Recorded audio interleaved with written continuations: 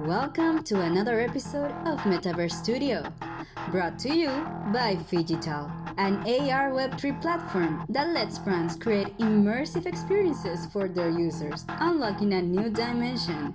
And without further ado, here comes our host, Tommaso Di Bartolo. And phenomenal good morning, at least from San Francisco, to another episode of the Metaverse Studio, where we connect with Web3 minds. And what is it we do? We deconstruct value creation in the Metaverse, right? And today I have another amazing guests and panelists here. I would like to kick off things by introducing Martha Boeckenfeld. That's the German way of expressing it. I lived 20 years in German. Dean and partner Metaverse Academy, thought leader, advisor, and advisor as a speaker who is passionate about tech, blockchain, and the Metaverse, and strong believer in the power of innovation. Martha, such a pleasure to have you. Yeah, I'm extremely excited to be here with you today. We just had the introduction before, so many amazing women and yourself. So very honored and humbled to be here. The pleasure is all ours. And we have Jennifer Wines. Jen, formerly responsible for overseeing 1 billion of wealth. Jennifer left her job and founded Invisible Wealth in 2022. Invisible Wealth is a framework for redefining wealth in the new wealth paradigm. Jen, so great to have you.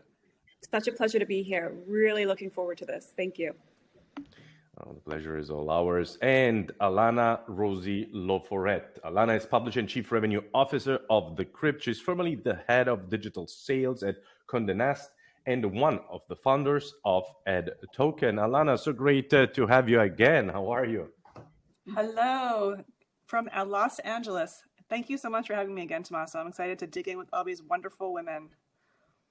It's always exciting to learn with you and share your lessons learned. And last but not least, my co-host today, we have Olayinka Odeniran. I hope I didn't butcher your name, family name, Olayinka. Such a great pleasure to have you. Named among the top 10 influential African women in blockchain and featured on 10 women who used crypto to make a difference in 2021 by Cointelegraph. Olayinka Odeniran is a recognized educator, speaker, and advisor. How are you, Olayinka? You ready to do this? I'm ready, Tommaso. I'm ready. Thank you for having me. Well, let's kick off things. Metaverse and deconstructing value creation. Especially this week, we have seen some new entries of businesses, big brands into the industry of the Metaverse. Let's generalize here the question and link it to value creation for businesses, right? What is maybe Martha, right? So why should a business, right, start reflecting on getting into the Metaverse? What are benefits? How to approach this? What are your experiences? What can you share with our audience? Yeah, so I think a lot of the businesses are when they talk to us, they have these examples in mind, like Bored Apes and NFTs and crypto, and it's all very mixed up. Yeah, so they say, well, we are not Gucci, we are not Meta, we cannot spend billions and billions. So in that sense, in my mind, and what we try then to do, they miss the point, because it's not at all about this. It's more, as we just discussed, it's about how for your specific business can you create the value. So we always sit down with them and then really go to what is their core, what are their core values, what are their core beliefs. So let's say also very simple examples. When you have artists, we know, yes, they can create NFTs, but we had 2 artists who were over 50. They had never, ever touched any goggles or anything. But they also, due to COVID, had no connect anymore with their community. So for them, it was very important somehow to connect with the community. And that's very often the case also in other examples. So what we did is we were first giving them an experience. So I think it's first very important that you touch and feel it yourself, so that you find out for yourself where is the value, how I can do it with my customers. So it's not about the NFT, but it's more about what kind of experience I'm trying to achieve.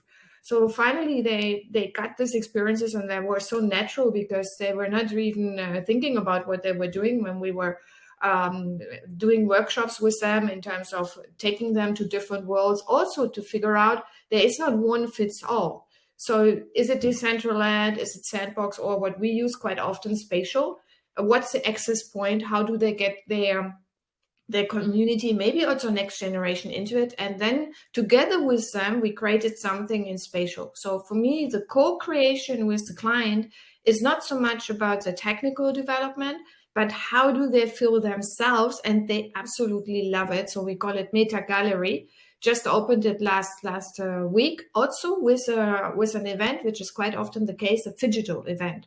So a lot of people still like to meet, in particular for meeting the artist, but others couldn't join, so they came into spatial. And spatial for me is very beautiful because you easy access with your mobile phone, with your desktop. I usually have 100 people when I do speeches. I say, okay, 5 minutes, let's go to the metaverse. And they're all like, oh God, in 5 minutes, can we do it? So it's very important getting the experiences you enjoy. Also, you will understand what is your customer enjoying, number one. Number two is the community aspect, which cannot be underestimated. So don't think in the first instance about the profit you will make. It will come with your success, creating this community. And then also in the community, we have observations that, like, where the gallerist, would they connect then in the future on Discord? Probably not with their existing, you can say, their existing community, but they can also attract new ones. But how you can really master the ones you already have, you also want to give them something. So even though that woman who was one of the artists is mid-60s, I believe the other one was 70, she was on Instagram. Yeah, so you have to also this part is again something you need to think about. How I connect the existing business, the Web2 business, with the Web3, with the metaverse. So this is another equation, but all under the very big umbrella, you can say, you create a community. You interact, you co-create, you get feedback from what you do, and do these things not with 10 billion. So this gallery, I wouldn't price it, but it's not like 10 billion. You can get a lot of those stuff for sometimes 20,000, 50,000, 100,000. In spatial, you can even get this Lego style where you have a gallery, you have an auditorium. I've seen people now starting to do kind of podcast equivalent there. I can create my own auditorium. I can invite people. It's very easy.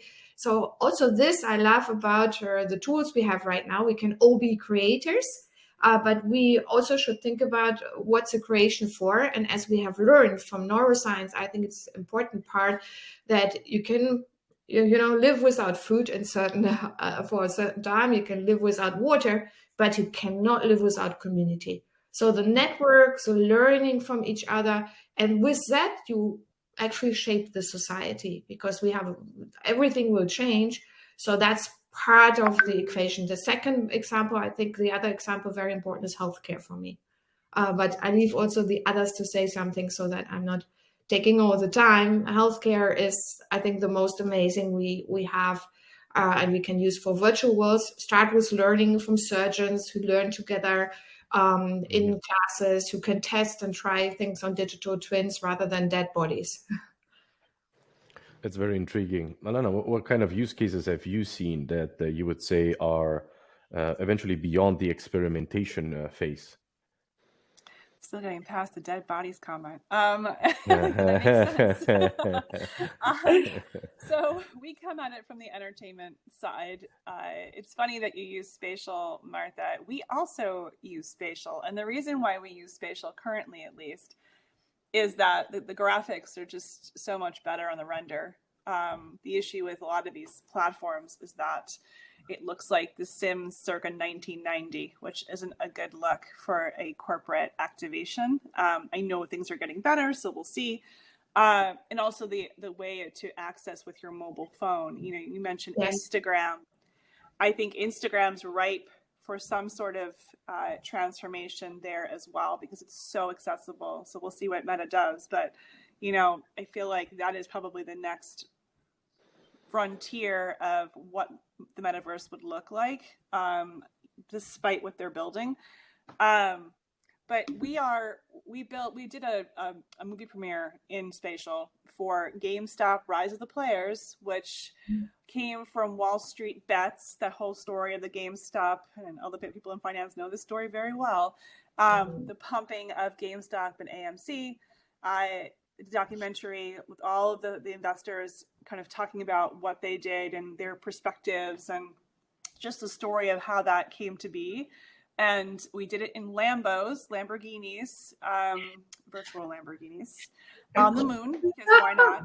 And we had reporters from the Washington Post. We had people coming in from different walks of the film world. We did it with Neon. So Neon is a very respected distribution company in the film space. They did Parasite, great stuff. And so they were our partner in this because they distributed this film as well. And one of the reporters at the Washington Post, Steven, said to me at the end of it, he said, I made a friend.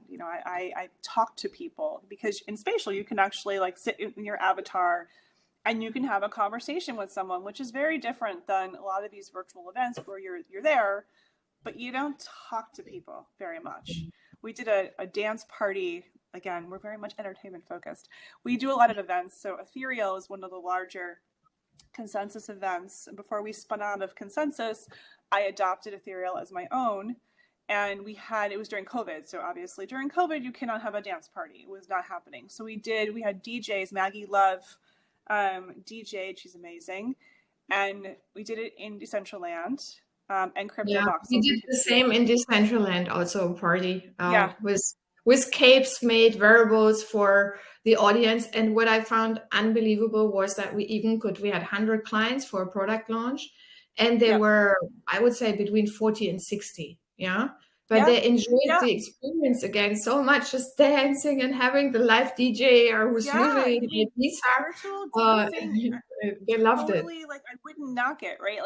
Especially during the pandemic when people were sitting in their houses, staring at the wall, people were actually moving around in their avatars and crypto voxels, which was really interesting. So we're very focused on that. We're very focused on bringing the metaverse to the entertainment world in a very defined way, and also working with, and I'll stop talking, centralized pictures. The Coppolas, Francis Ford Coppola at Roman, now runs the company with Sophia. The American Zoetrope production company, founded in concert with Leo and Mike Musanti. They have a Web3 film funding platform, and they try really hard to fund the underserved communities for filmmaking. And we are very involved with them. We have a deal with them to kind of promote what they're up to. But it is really what the hallmark of what we're trying to do is to bring communities that would not ordinarily have access and or the ability to come into this space, And so that's really, for the legacy comment that was made earlier, that's what I want my legacy to be, is to bring in everyone into this world. Wow, there's so much to unpack, right? So we went from dead bodies, right, into Lambo on the moon, and then dancing, right?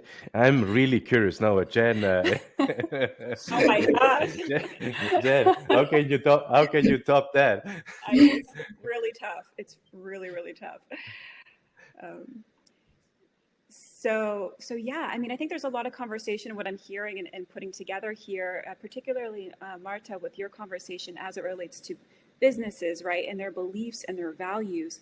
What's fascinating, and specifically as it relates to the creator economy, is that, individuals, as we know, are taking on kind of personal brands similar to how corporates have brands, right? So we're really being invited to think through what our values are, what our core beliefs are, which, lie dormant in the bottom of your tummy, right? And you kind of know what your core beliefs are, but you don't really know because you haven't really been forced to think about it, because you haven't been invited to re-platform yourself online.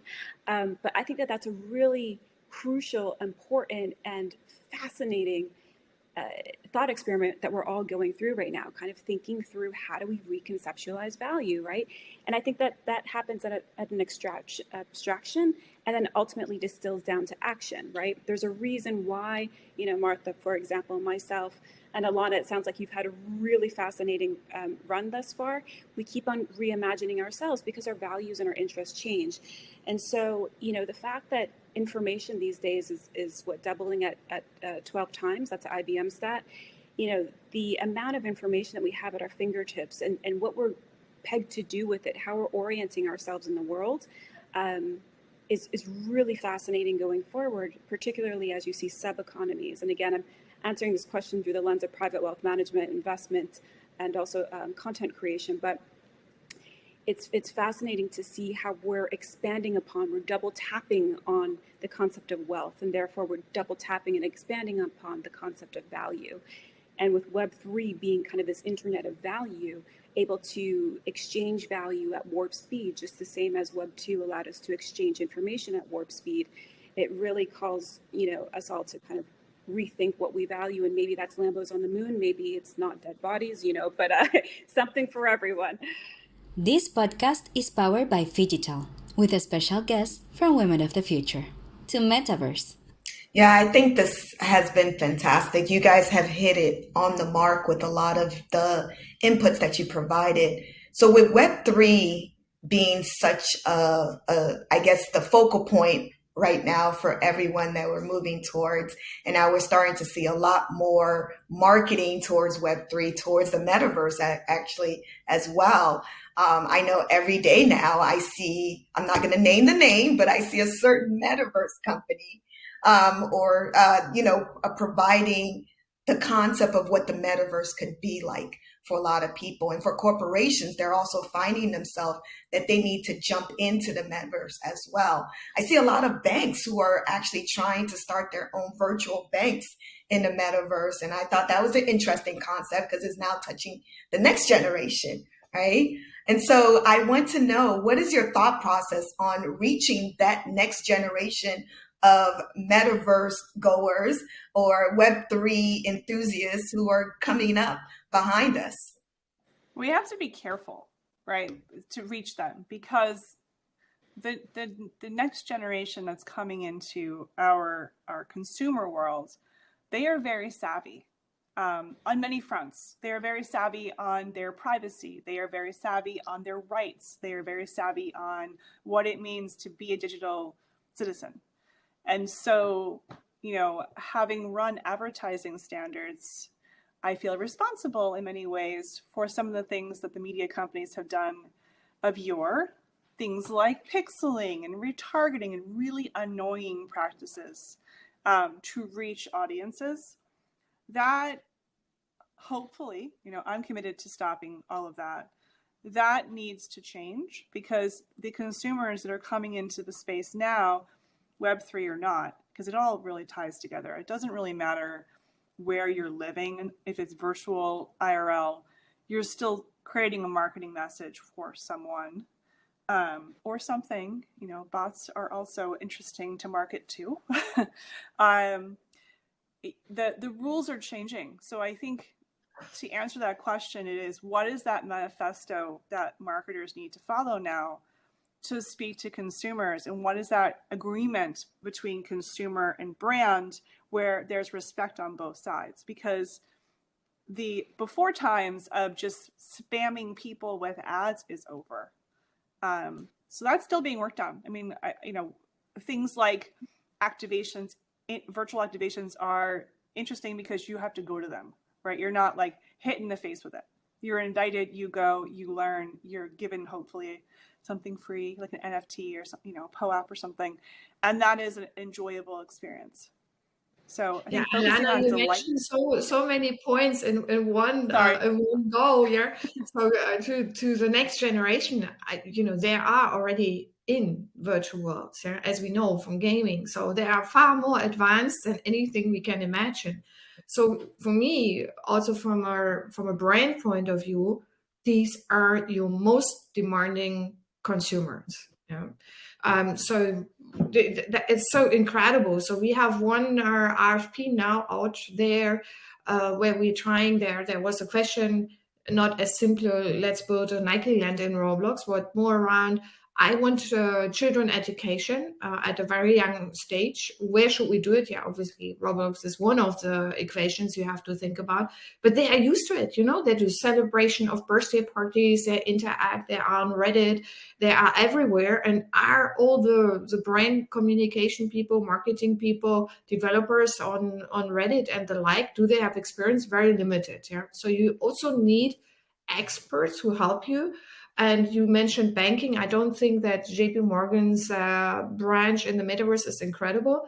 But what I thought was another incredible thing happening was that, for example, Julius Baer, a big private wealth management company in Switzerland, who's global, they were hiring people from Roblox. So they were advertising in Roblox. We need developers, we need skilled people with that skill set, and it had nothing to do with banking. So the whole skill set you need to work in the future is changing. The whole skill set, how you address the next generation, is changing.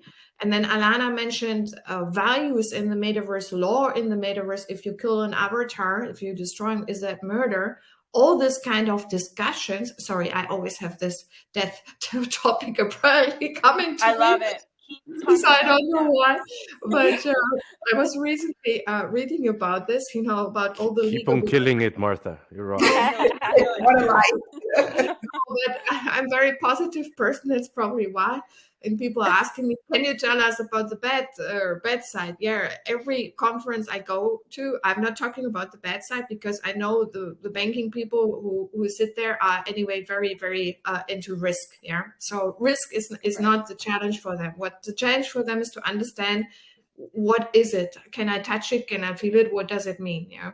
And it's certainly not just a branch with a presence, but it's more than that. But that obviously will be developed, I'm sure. But the question, Olayinka, you said you are into cybersecurity. You are the master of cybersecurity. I would say the queen of cybersecurity, even. So from that point of view, that are things we cannot imagine because we haven't fixed the internet. So how can we fix Web3 now? So that's one of the reasons, one of why I'm so keen to be in all this, because I want to get as many people into the space. One, obviously, to have more access, but second, that they understand what it is and we all together shape it, and not the big guys and the VCs have already invested 120 billion. So Jack Dorsey said, anyway, creators you will not own it. So all these discussions you can only have if you take as many people with you to experience it and to share it, and again, to talk about it like we do today, but also then to take consequences, to think about it, to influence. No, I love that. I love that both you and Alanna mention policies and how we approach these young generation, and also you emphasize security, which is very important when we're dealing with the younger generation as well. Jennifer, what about you? Yeah, so just I guess leaning into the next gen line item, I mean, it's fascinating to think about how many trillions of dollars are going to change the hands from the baby boomers over to millennials in the coming years, right? So what we invest in gets amplified. And so that's investment of money, that's investment of time, that's investment of energy. And so from my seat, I think through, okay, so who are the stewards of all this wealth going forward? From the baby boomer money into millennials and then Gen Zs. And then, I think Martha, it was you who mentioned, like, work looks so different these days going forward than in times past. And you can have an 18-year-old just like crushing it, making so much money, and you don't have to wait until you're 38, for example, to really be in a strong financial position. So we have more people coming online, right? Creating wealth, being holders of wealth. And that's going to be interesting because what we'll likely see is more investment into this space, right? And again, it's a network effect. Everything is a network effect. So the hope is that, we have a lot of people who are wanting to do good. And I do think that that's the case, where we have stewards who are value-oriented, value-centric, who are deploying capital, but also deploying time and energy to this new universe, which is quite powerful. I would say also from what you said, the biggest challenge you mentioned at the beginning is for parents, there obviously is a wealth transfer. So how can you transfer your wealth if you don't have an idea what the opportunities and possibilities are in the future, because you still think about your, I would say, almost boring investment portfolio with a bit of property. Maybe you have some Bitcoin, or maybe you have this, but that's enough. That's for parents, not only how you educate your child that it's not a gaming addict, but with in terms of wealth, you cannot rely that this is the one who has an NFT who will earn 18 million or whatever. That might also not be the best value creation. But how do you create something to transfer to, and how do you understand it? I think parents nowadays have no clue. So that's the other reason I always, when I speak also to them in the audience, I ask them, okay, who has kids? They all have kids. Have you played with your kids on online game? They all, I mean, the kids all play, but it's a big debate in there, obviously also in with the parents, because they are hanging out in front of the game. But it's not a game; it's a social interaction they are keen on having, and COVID accelerated that, as we know.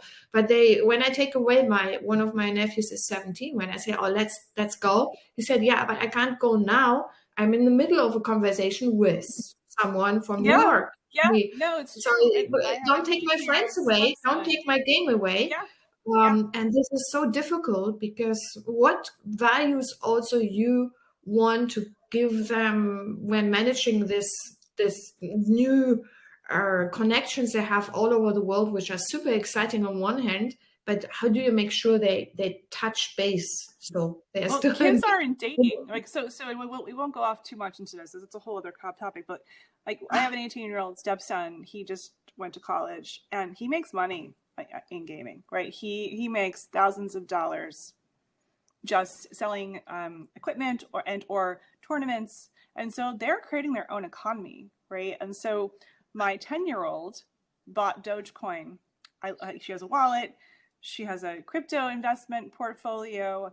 She chose her coins. I did not. I laughed at her with Dogecoin. I was wrong, because it was the time when it was pumping, so she made quite a bit of money doing that. But to the point that Jennifer was making, I think the accessibility of these portfolios. No, you don't have to be 38 anymore to become a millionaire. No. You can do it at 10. You can do it at 20. And it changes everything. Education. And so Meta, keep bringing up Meta, I don't know why. They're serving me ads all the time about education in the metaverse. And there was an ad, it was like Julius Caesar, like come experience Julius Caesar getting killed on the Senate floor. And I'm like, yay, okay. But, they're going to be learning. Yeah, but Alanna, to be honest with you, I mean, whose child is as far advanced as you're 10 years old? And maybe your stepson also had some influence. You have some influence. Well, because normal, I mean, normal parents, even financial literature, it's zero. Yeah, what they are still in. Okay, you get every week you get your dollar. Totally.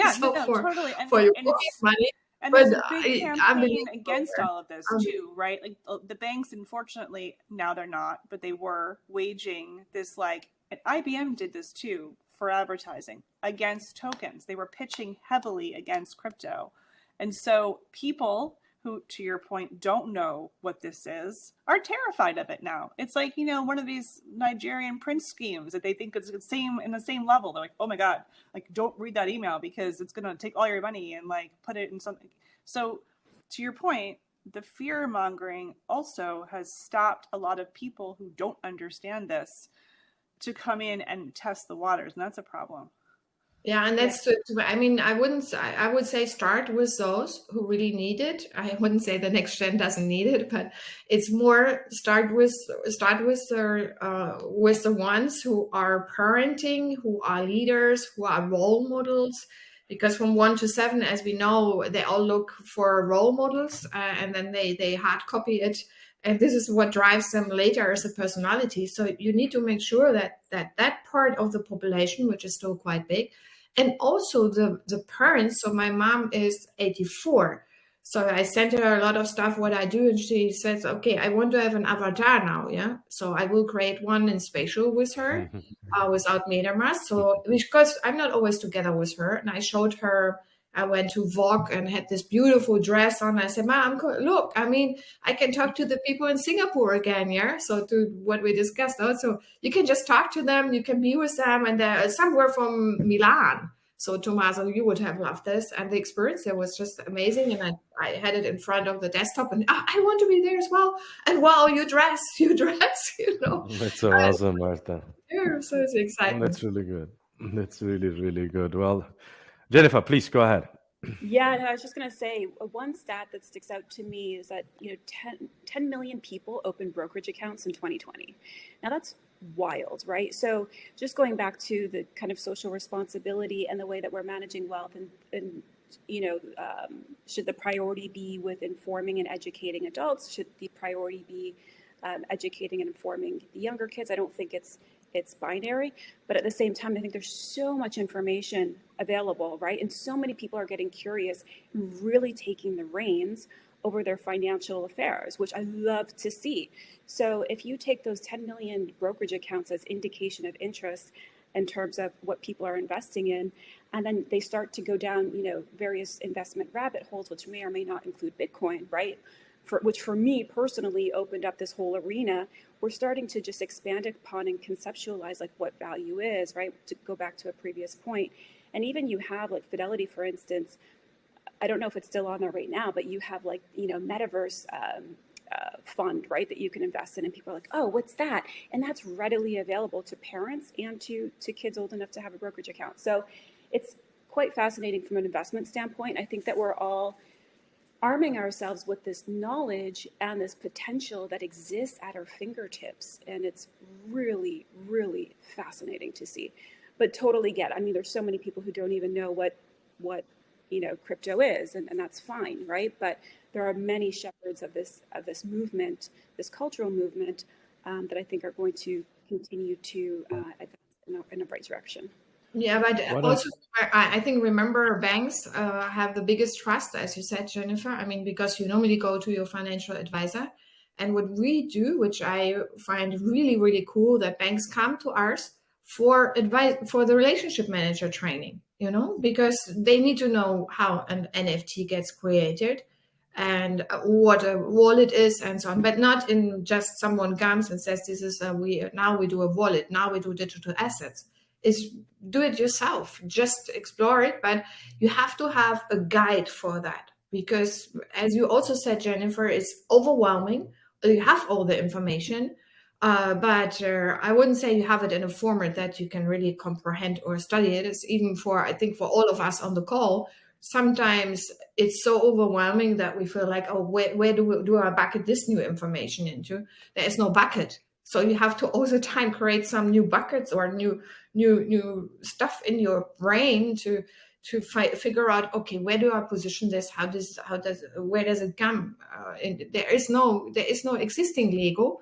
I have to find new Lego blocks. I do think though there is a standard, and I think, Jennifer, coming from your financial background, the 10 million accounts that were created, that's awesome, right? In the GameStop movie, we talked about that as well, where it's like people were buying stocks because of social movement, right? And buying whatever, AMC, what have you. The trading platforms in crypto, some of them are, in my mind, a bit predatory when they have 100x leverage as default. No one knows what leverage is when they're first coming in to trade, right? And so I do think, there are fundamentals. Forget about like the merge and sharding and everything else that we're doing, in crypto. I think where financial folks come in is explaining to the masses, what's leverage? How do you trade? What does it look like? Don't lose your shirt. Margin call, like things that are very basic across each market.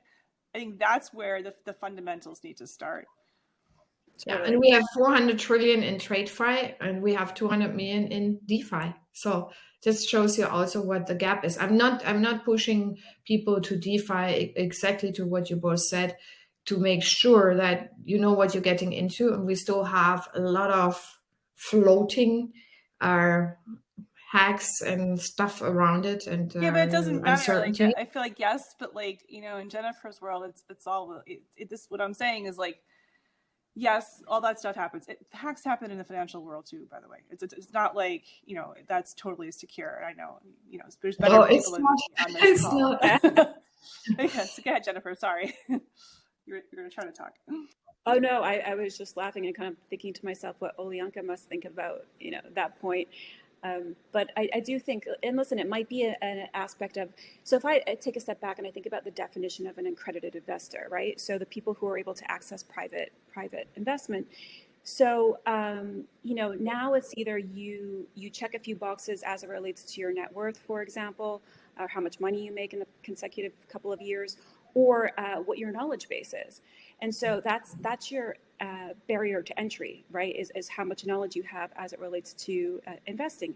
And I think that same approach could be adopted in, Alanna, what you were talking about, having access to certain investment opportunities.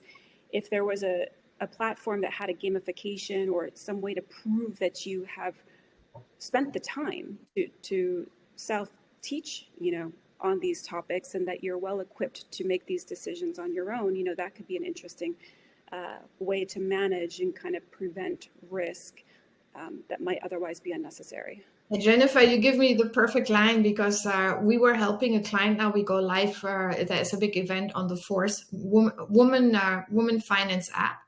The app already exists. It's called Smart Purse. And we were creating with them, what's the next level then in the metaverse? How can it help? Again, we went to our great, finally now in spatial, will come out soon with Smart Purse, the same brand name. And women can learn, because you said gaming, there is part of the learning experience is a gaming experience. Because we also, according to our research and user testing and so on, women are very strong in gaming, yeah? And they learn very well through gaming. So if you can create something where finance and content, so it's not about the product itself, but first learning, and you have a game, and this obviously the app is open for everyone, but it has been created with women in mind. So the co-founder of the whole Smart Purse idea and the web solution and so on, they are women. The partner in the Metaverse Academy who did it is a woman. So I think that helps. That helps too. That gives education. Yeah. Education, right? I mean, we are still early days, right? And we have unpacked actually a lot here, right? We have, again, in this episode, Martha, Jen, and Alanna, and co-host Olayinka, right? On one hand, Martha started out with, well, it's all about not trying to understand on paper, but actually experiencing, because through experience, you start diving into the topic, right? And all your senses, literally all your senses, right, get activated, right? And you start building your use cases. There were a couple of platforms that were mentioned, such as, but are limited to, the spatial, right? I loved what Alanna pointed out. Like, this could be an entire topic on its own, right? The manifesto to speak to consumer needs to be completely, right, rethought, and I on purpose and slowing down, because if people don't understand that part, they're missing the entire picture, right? And also the addendum that you say, well, the kids, right? I have a 20 years old and a 16 years old, and I don't know how many $1,000 they're into those NFT games every single week, right? But they're creating their own economy, right? Which leads then to a Jen is saying, we are in an era of value at speed, right? More value, more accounts are being created, and therefore we have more funds available. So there is a huge momentum of opportunity, right? And we are all together in form of co-creating it. We're getting to the lightning round. So meaning really one question in a short, quick answer. Okay, we'd like to kick off things with Martha, right? By 2030, Martha, $1.3 trillion is what the metaverse market is roughly estimated, right? But we are early days, right? What are challenges on how to unblock this mass adoption? What are you seeing that needs to be done to get there? What's your lightning round response to that? Yeah, there are, as we said, risk and challenges. One is the adoption. How can you increase the adoption? So right now we are working with goggles and headsets, and we all know there will not be where you seriously can get people into it. But Alanna and myself already mentioned spatial, where you can get in with mobile phones. So you have sort of alternatives. So that's one of the adoption points, is the access to it.